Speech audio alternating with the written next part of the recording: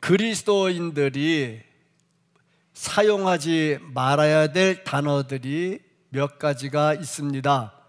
물론 욕하는 거는 사용하지 않는 게 좋겠지만 여러 가지 단어 중에 의심이라는 단어, 사용하지 말아야 될 단어입니다. 왜냐하면 의심은 믿음을 무너뜨리는 강력한 힘을 가지고 있기 때문에 그렇습니다.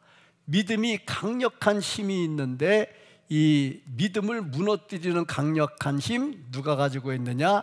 의심이 가지고 있습니다. 그래서 의심과 믿음은 반비례합니다. 믿음이 강하면 의심은 기가 죽고 믿음이 약하면 의심은 기가 살고, 다시 말해서 의심이 기가 살면 믿음이 기가 죽고, 반비례합니다. 그러니까 우리 그리스도인들에게 의심이라는 단어, 상극이다, 이런 단어는 사용하지 않았으면 좋겠다. 근데 오늘 본문 말씀을 보니까 의심과 믿음이 완전히 상극이 되는 사건이 기록이 되어 있습니다.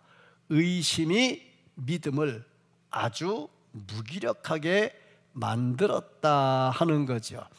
이 본문 말씀 앞에 보면 예수님께서 보리떡 5개, 물고기 2마리로 5,000명을 먹이시고 그 다음에 제자들에게 배 타고 건너편으로 가라 말씀을 하셨습니다. 예수님은 뭐 하셨느냐? 산에 올라가셔서 기도했습니다. 예수님 기도할 때 제자들은 배를 타고 건너편으로 건너가는데 문제가 생겼지요. 풍랑이 일어난 겁니다. 그 풍랑으로 인해서 배에 타고 있던 제자들이 굉장히 두려워했습니다. 우리 성도님들은 풍랑이 있는 바다에서 배를 타본 경험이 혹시 있으신가요? 어느 목사님 얘기 들었더니 섬에서 목회할 때 급한 일이 생겨서 육지에 안 갈 수는 없고 또 육지에 나왔다가 섬으로 안 들어갈 수는 없고, 그런데 배가 타서 배가 뜨지를 않는데요. 그때 타는 배가 사선이랍니다. 사선 죽을 사자인가? 죽으려고 배 타는가? 그랬더니 개인적인 배, 공적인 배는 안 뜨고 사선 개인적인 배가 뜨는데 그 개인적인 배는 다 조그맣잖아요. 근데 그 풍랑이 있는 바다에 개인적인 배 사선을 타고 가면 이게 죽는 건지 사는 건지 헷갈린대요. 저도 그 풍랑이 일 때는 배를 안 탔지만 풍랑이 지나간 다음에 배를 타본 적이 있어요. 조그만 배. 왜냐하면 통영에 있을 때 전도회 한다 그러면 전도회를 낚싯배 타고 나가요. 나는 전도회를 매번 하면 매번 낚시하러 가야 돼. 근데 낚시가 좋을 것 같죠? 나는 별로 낚시를 안 좋아해.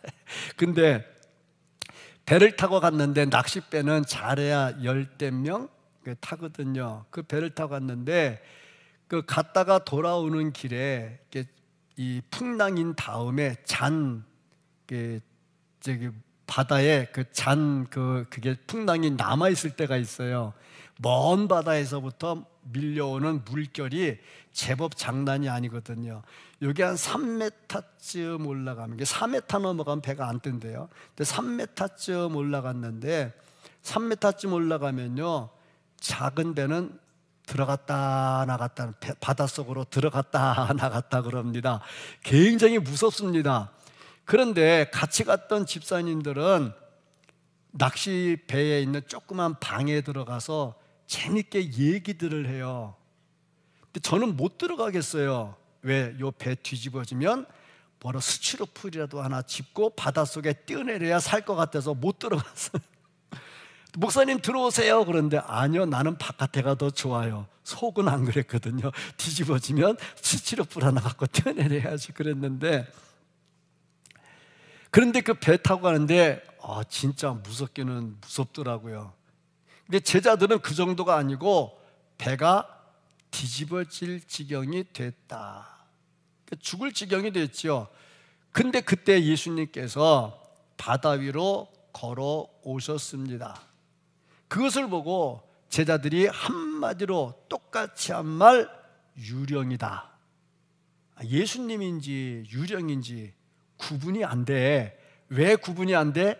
죽을 지경인데 이거 저거 어떻게 구분하겠어요? 당장 코가 석자인데 죽을 지경인데 예수님을 유령이다 그랬어요. 그러니까 그 중에 또 하나가 예수님이다. 그러니까 베드로가 내가 그러면 예수님처럼 뛰어내려도 되겠습니까? 오라. 그러니까 얼른 뛰어내렸죠. 그래서 몇 발자국 걸어가다가 파도를 보고 무서워. 그래서 다시 빠집니다. 제가 말씀드렸죠. 믿음과 의심은 상극이라고. 믿음이 강하면 바다 위도 걸어갔는데 걸어가다가 의심이 생기니까 다시 빠졌다. 그때 베드로가 살려달라고 소리를 지르니까 예수님께서 말씀하시기를 믿음이 작은 자여 왜 의심하였느냐. 믿음과 의심이 대조가 되는 것을 보여줍니다. 근데 이 말씀에서 예수님께서 베드로를 꾸짖을 때 믿음이 없는 자여 그렇게 안 하셨다는 겁니다. 믿음이 작은 자여. 아직 믿음이 있어요. 근데 믿음이 의심 때문에 자꾸 작아지는 거야. 그래서 결국에 물속에 빠지게 된 것을 예수님께서 손을 내밀어서 끌어올리시고 바다에 올라가니까 파도가 잔잔해졌다 하는 요 말씀입니다. 이 말씀은 누가복음 8장 22절부터 25절에 나와 있는 말씀과 연관이 되어 있습니다. 누가복음에 보면 예수님께서 바다 위로 걸어오셨다고 하지 않고 배에서 주무시고 계셨다 그렇게 기록을 하고 있습니다. 이 말씀의 상관관계에 대해서는 나중에 기회가 있으면 다시 한번 말씀을 전할 것이고, 오늘은 본문 말씀을 통해서 베드로가 파도가 출렁이는 바다로 뛰어들었다가 그래서 물 위로 걸어갔다가 빠지게 된 이유가 뭘까? 어떻게 하면 다시 올라올 수 있을까? 이 말씀은 우리가 이 세상 살아가면서 우리가 이 세상을 험한 세상이라고 그럽니다. 험한 세상, 왜 험하냐 그러면 파도가 많거든요. 이 험한 세상을 살아갈 때 우리가 어떻게 하면 이 파도에 빠지지 않고 살아갈 수 있을까 하는 겁니다. 오늘 말씀 속에서 우리가 무엇을 바라보고 있는지, 어떻게 하면 이 험한 세상에서 빠지지 않고 승리하며 살아갈 수 있을지 말씀 속에서 하나님의 음성을 들으시고 은혜가 충만한 시간 되기를 주님의 이름으로 축복합니다. 아멘. 먼저 이 말씀을 통해서 우리가 알아야 될 것은 풍랑을 보지 말고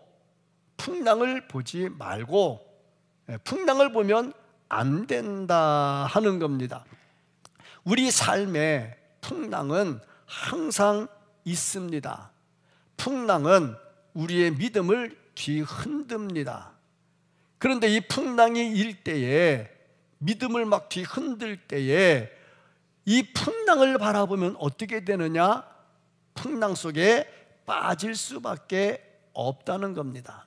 예수님께서 풍랑이는 바다 위를 걸어오실 때에 베드로가 그것을 보고 나도 뛰어내릴 수 있습니까?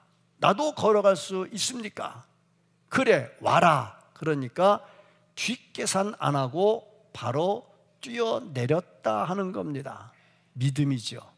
믿음을 가지고 뛰어내릴 때는 풍랑을 보지를 않았습니다. 풍랑을 보면 못 뛰어내리죠. 그런데 풍랑이 일었지만 풍랑이 안 보이고 예수님이 보였어요. 그래서 예수님과 대화를 했죠. 그래서 예수님의 대화를 듣고 나니 풍랑이는 바다로 뛰어내렸다. 그 순간에 풍랑이 안 보이니 풍랑 위를 걸어갈 수가 있었다. 풍랑을 보면 믿음은 무너집니다. 그런데 그 바다 위를 걷다가 베드로가 무엇을 봤느냐? 말씀을 보면 바람과 파도를 봤다 그랬습니다. 그 순간에 의심이 찾아왔지요.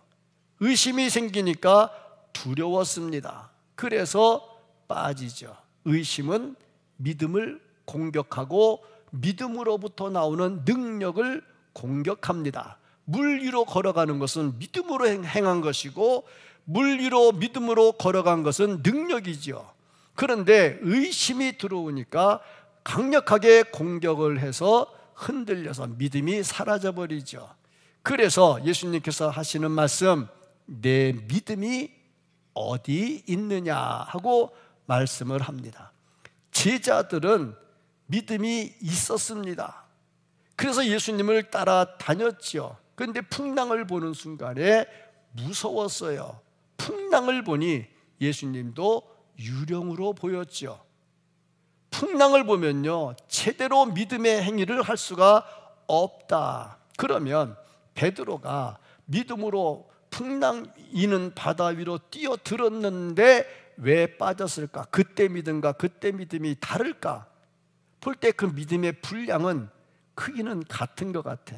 근데 믿음이 역사가 나타나려면, 믿음의 능력이 나타나려면 어떻게 되냐면, 비록 작은 믿음이라 할지라도 집중력이 있는 거, 집중력이 있을 때 능력이 나타나요. 예를 들어서 여름에 햇빛이 굉장히 뜨겁습니다. 뜨겁다고 해서 대전 시내에 불 안 납니다. 30도 40도 올라가도 대전 시내에 불 안 납니다. 제가 아프리카 말리에 갔을 때 그때 49도 50도 막 그랬어요. 엄청 더워요. 밖에 나가면 숨쉬기가 힘들어요. 그런데 불 안 납니다. 그런데 언제 불이 나냐면 돋보기 하나 갖다 놓고 그 태양을 쫙 해서 앞에다 종이 갖다 놓잖아요. 바로 불 납니다. 무슨 차이냐? 집중력이에요. 그 뜨거운 햇빛이 분산될 때는 불을 안 내요. 근데 그 햇빛을 쫙 모아가지고 집중시키면 굉장한 열이 나죠. 레이저가 다 그런 거 아니겠어요?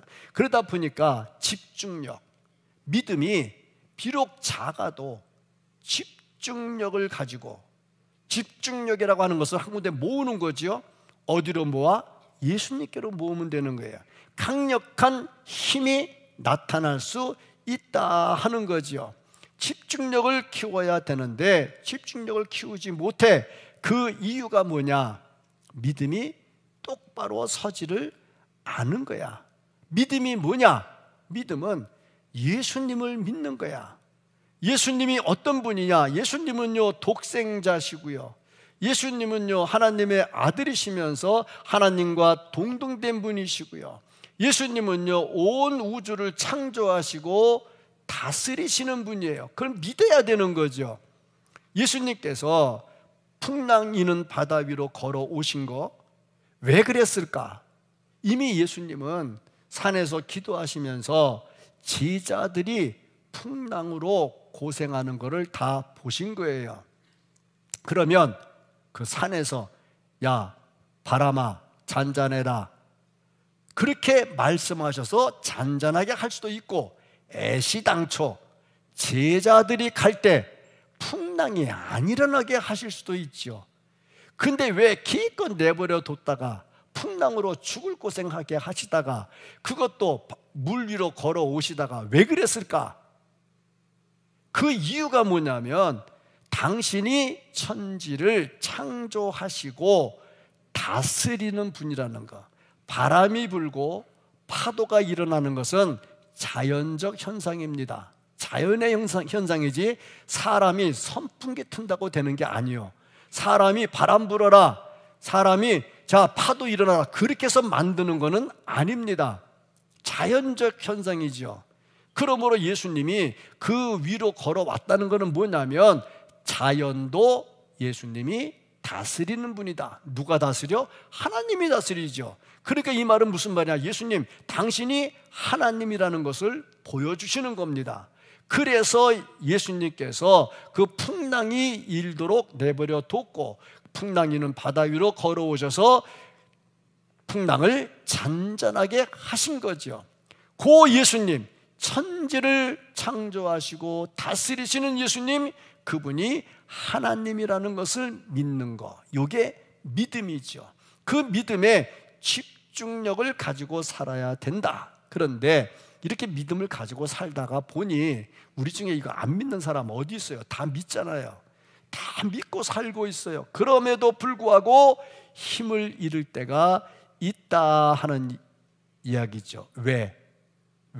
그 믿음을 갖고 있는데 우리가 사는 세상에 풍랑이 끊이지를 않아. 근데 그 풍랑을 안 보고 예수님 보고 갈 때는 주여 아멘 할렐루야 가는데 이 파도가 끊이질 않아. 계속 오네. 물 위로 걸어갈 때도 파도가 계속 오네. 그러다 보니 파도가 보이기 시작해. 파도가 보이기 시작하니까 믿음이 점차적으로 식어지더라 하는 겁니다. 예수님이 물 위로 걸어올 때도 파도는 끝나지 않았어요. 마찬가지로 우리가 예수님을 향해서 가고 예수님이 우리를 향해서 와도 우리 인생의 파도는 끊이지 않습니다. 예수 잘 믿는데도 사업이 어려울 때가 있고요. 예수 잘 믿는데도 몸에 병이 찾아올 때도 있고요. 예수 잘 믿는데도 모든 게 어그러질 때도 있습니다. 풍랑은 끊이지 않는다 하는 겁니다. 내가 성수주일 잘 지켜나가고요. 내가 어려운 중에도 11조 잘 하고요. 내가 부족한 중에도 건축원금, 플랫폼 봉헌원금도 잘 하고요. 선교 헌금도 하고요. 구제 헌금도 하고요. 다 헌금 잘하고 열심히 봉사하고요. 교회에서 찬양대도 하고요. 교사도 하고요. 열심히 봉사해 주방도 하고요. 그런데 왜 내 인생에 풍랑이 있습니까? 이렇게 질문할 수도 있다는 거예요. 그런데 예수님이 계심에도 불구하고 풍랑은 끊이지 않는다. 이때 우리가 풍랑을 보면 믿음은 끊어집니다. 풍랑을 볼 것이 아니라 다가오시는 예수님, 함께 하시는 예수님을 봐야 된다는 겁니다. 베드로가 물 위로 걸었어요. 저는 이것만 생각해도 베드로가 물속에 빠져서 혼났어. 그것만 안 봐요. 베드로가 물 위를 걸었어. 그걸 봐요. 이 인류 역사상 물 위로 걸어본 사람이 누가 있냐고. 베드로밖에 없잖아. 그러니까 베드로가 나중에 이렇게 말했을지도 몰라요. 성경에 없는데 다른 제자들이 왜 의심하다 빠졌냐 그러고 말하면 베드로가 이렇게 말했을 것 같아. 니네 물 위 걸어본 적 있냐? 그렇게 말했을 것 같아. 세상에 물 위를 못 걸어봤잖아 니들은. 근데 베드로가 물 위로 걷다가 빠졌던 이유가 뭐냐 하면 역시 무엇을 바라보느냐 하는 겁니다. 무엇을 바라보느냐. 베드로를 보면요, 성격이 좀 급해요. 급한 사람은요, 좋은 점, 성격이 급한 사람 좋은 점, 잘 저질러요. 잘 저지르면 남이 못한 일을 해요. 또 그건 장점이야. 그런데 아무 생각 없이 저지른 사람은 뒷감당을 못해요. 그건 단점이야. 그 베드로가 늘 그렇지. 우리도 역시 마찬가지야. 그 사람의 장점은 그 사람의 단점이야. 사람이 참 신중해요. 신중한 사람은 못 저질러요. 못 저질러요. 제가 얼마 전에 어떤 사람 만났는데 태권도 학원을 차리려고 한대. 근데 아직까지 못하고 있대. 왜? 여기저기 알아보고 될까 안 될까 신중하게 생각하다 보니까 저지르지를 못해. 근데 같이 온 사람은 태권도 학원이 3개나 든대. 왜? 그랬더니 막 저지르고 본대. 차이점이 그거 같아. 장점, 신중한 사람은 못 저질러. 근데 한 번 하면 실수는 또 잘 안 해. 그러고 보니 교회는요, 저지르는 사람도 필요하고요, 신중한 사람도 필요하고 다 필요해요. 왜? 저질러 놓으면 신중한 사람이 뒷감당하면 되거든. 어쨌든 다 그렇거든. 그러니까 품고 같이 가는 게 중요해요. 베드로는요, 하나님께서 사용하실 때, 예수님께서 사용하실 때 그 성격을 고치지를 않았어. 그러니까 다 주님을 버린다고 해도, 나는 절대 주님을 버리지 않습니다. 저질렀잖아. 그리고 뒷감당이 안 돼서 예수님을 부인하고 저주했잖아. 그거 보니까 그런 베드로의 기질을 그대로 사용하셨어. 그런데 요한은 또 달라. 요한은 사랑의 사도 요한. 그런데 요한이 어떤 사람이었느냐 하면 성질머리가 더러웠던 사람이야. 너무 성질머리가 더러워가지고 별명이 붙었는데 우레의 아들. 얼마나 성질이 불같은지 우레의 아들이라고 했어. 얼마큼 성질이 불같았냐면 전도하다가 안 받으니까 예수님께 이렇게 말해서 하늘에서 불 내려서 다 죽여버립시다. 제가요 하나님께 기도합니다. 하나님, 오늘요 설전에 설교하는데요 교인들이 나왔는데 은혜 못 받으면 다 불 내려서 죽여버려 주세요. 내가 이렇게 기도하겠어요? 그럴 수는 없잖아. 그런 사람이 요한이야. 근데 하나님께서 그를 고쳐가지고 쓰셨어. 그러니까 하나님은요 고쳐갖고 쓰기도 하지만 그대로 쓰기도 하셔. 그러니까 우리가 함부로 평하면 안 되는 거지요. 어쨌든 간에 베드로를 하나님께서 그대로 사용을 하셨어요.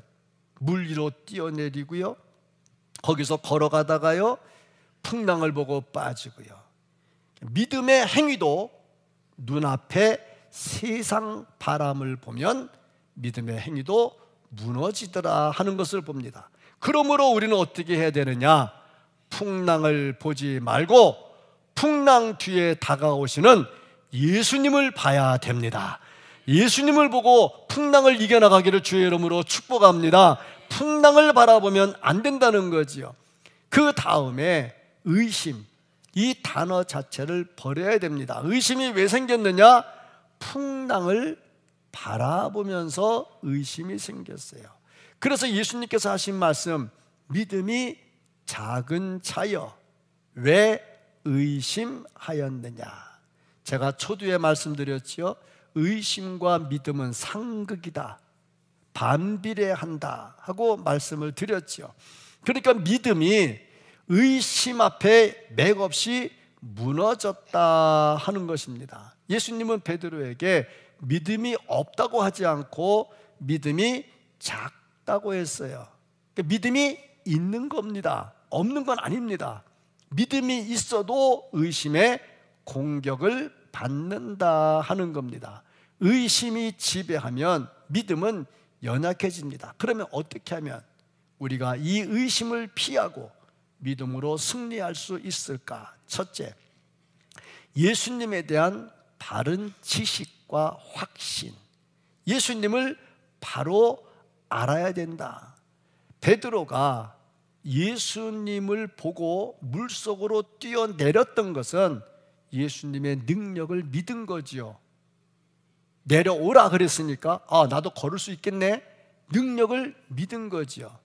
예수님의 능력을 믿었다는 것은 예수님이 자연을 다스리시는 분이라는 것을 믿었다는 겁니다.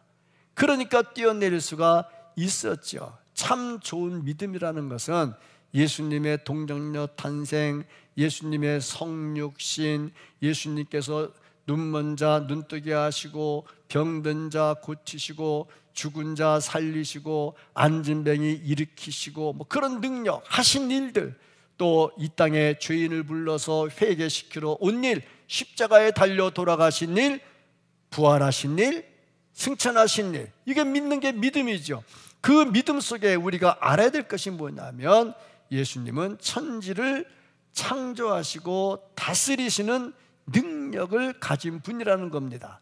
어떻게 이런 믿음이 생기느냐? 자꾸 말씀을 묵상해야죠. 말씀을 들어야죠. 그리고 말씀을 따라 살려고 노력을 해야 됩니다. 말씀은 들으려고 주는 게 아니고 알라고 주는 게 아니고 말씀대로 살라고 주는 거죠. 요한복음 8장 31절 32절 말씀을 보면, 그러므로 예수께서 자기를 믿은 유대인들에게 이르시되 너희가 내 말에 거하면, 내 말을 공부하면, 내 말을 들으면, 내 말을 많이 알면 그게 아니고 내 말대로 살면, 살라는 것을 말씀하죠. 참으로 내 제자가 되고 진리를 알지니 진리가 너희를 자유케 하리라. 진리가 뭡니까? 예수님이 진리잖아요.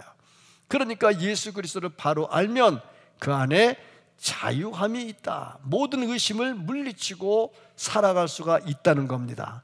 잘 알아야 되죠. 둘째, 뒷궁리를 하면 안 돼. 믿음으로 뛰어내렸으면 가야지. 근데 바람을 바라보고 뒷궁리에 이거 빠지면 어떻게 하냐? 뒷궁리. 사람은요, 믿음으로 살다가도요, 자꾸 뒷궁리를 해. 바느질 하다가 콕 찔렀어요. 피가 났어요. 닦고 됐다. 끝나는 사람이 있는가 하면, 요 골무면 어떻게 하냐? 골무면 안 되잖아 했다가, 야, 이거 골랐다가 손가락 썩으면 어떻게 하냐? 손가락 안 자르고 놔두면 또 팔까지 자르면 어떻게 하냐? 여기가 이게 뒷궁리 하는 거예요. 뒷궁리. 뒷궁리를 왜 하냐고. 뒷궁리를 왜 하냐고. 뒷궁리 할 이유가 없어요. 아니, 예수님 보고 뛰어내렸어. 벌써 몇 발자국 갔어. 왜 뒷궁리 하냐고. 왜? 믿고 가면 되는 거지. 의심을 다 내려버려야지요. 뒷궁리 할 이유가 하나도 없다 하는 겁니다. 뒷궁리 하면요, 의심이 곧바로 하하, 내 먹잇감 여기 있네 라고 바로 먹으러 옵니다. 뒷궁리 하면 안 되겠다. 예수님도 말씀했죠. 쟁기를 들고 뒤돌아보는 자 하나님 나라 합당하지 않다고. 왜 자꾸 뒷궁리하고 뒤돌아보냐고. 뒷궁리하지 마시고 예수님만 보고 가기를 바랍니다. 그래서 세 번째가 뭐냐면 끈질기게 주님을 바라보면서 가야 되겠다 하는 겁니다. 끈질기게 끝까지 가야 되겠다. 풍랑을 보지 마시고 다가오시는 예수 그리스도를 봐야 됩니다. 네 번째, 믿음을 좀 키워야 되겠다.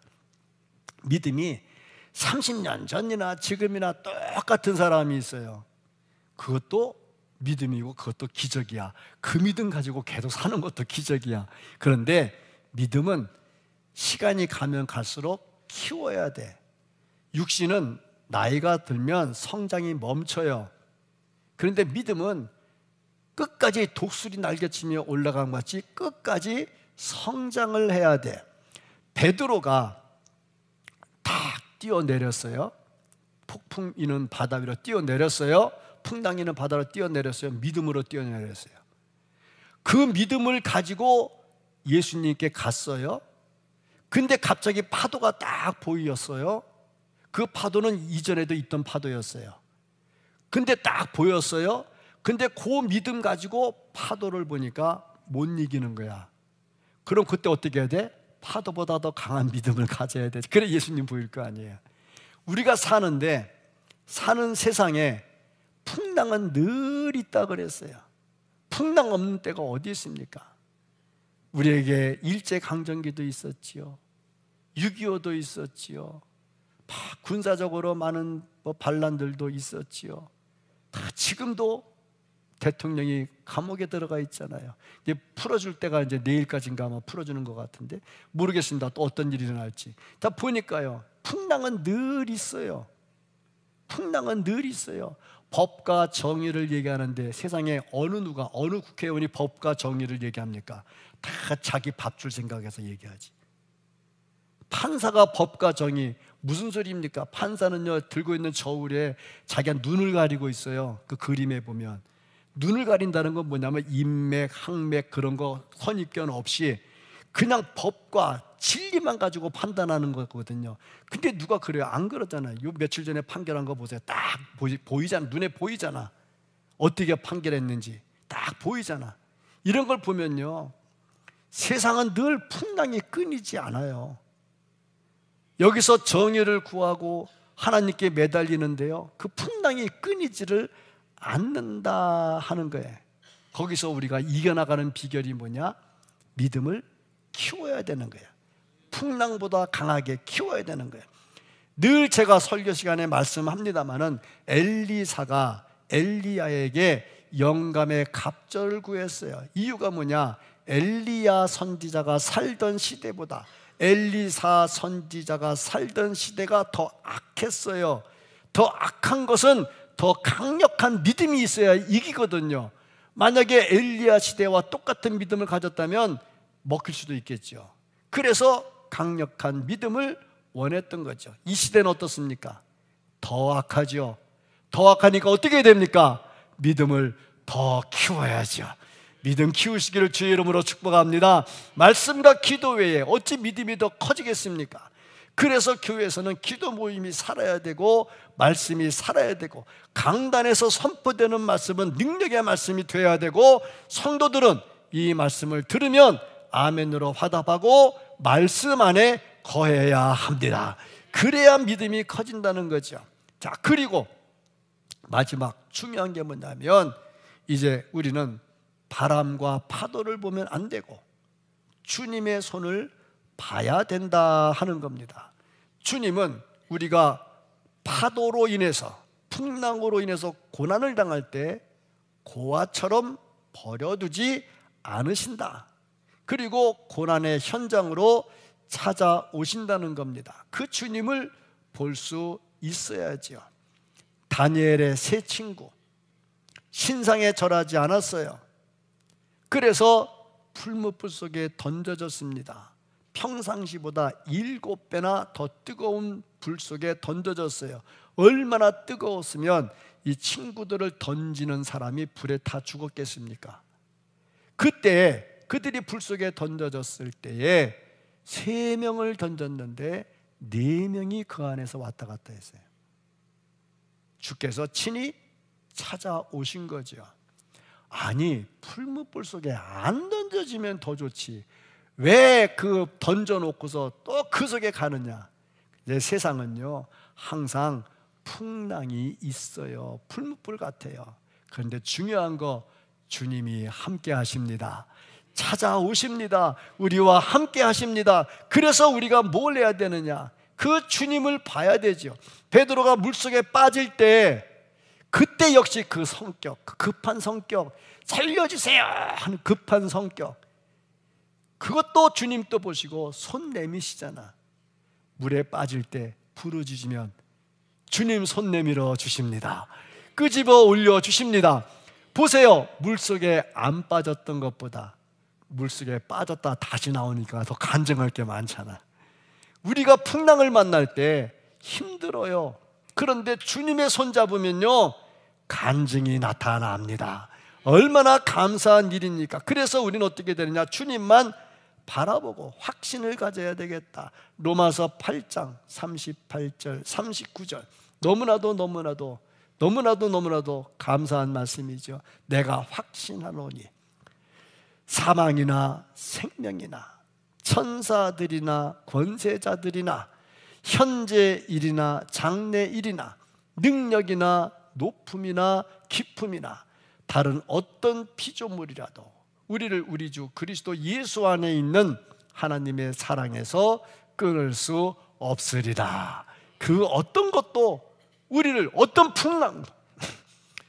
풍랑도 우리를 그리스도의 사랑에서 끊을 수가 없습니다. 왜? 주님은 찾아오시고 손을 내미시기 때문에 그렇습니다. 우리의 삶에 풍랑이 없을 수는 없습니다. 예수님 내 옆에 계셔도 풍랑은 있습니다. 그러나 풍랑 때문에 예수님을 못 보면 능력은 나타나지를 않습니다. 손 내미시는 주님을 바라볼 수 있어야 되겠죠. 우리는 풍랑을 보지 말고 함께 하시는 주님을 봐야 합니다. 자, 이게 승리하는 믿음의 생활이죠. 이런 강한 믿음을 가지고 복음을 전하러 나가는 사람들이 선교사들이죠. 죽음을 각오하고 들어간단 말이죠. 죽어도 좋다고 들어간단 말이죠. 왜? 풍랑을 보지 않고 다가오시는 주님을 보기 때문입니다. 그들이 승리하려면 여기서 기도의 후원이 있어야 되고 여기서 선교비의 후원이 있어야죠. 그래야 그거 가지고 들어가서 일할 수가 있죠. 그래서 선교에 동참하면 우리도 역시 선교사가 되는 겁니다. 누가 일을 할 수 있느냐? 풍랑을 보지 않고 다가오시는 주님을 보는 사람이 할 수 있습니다.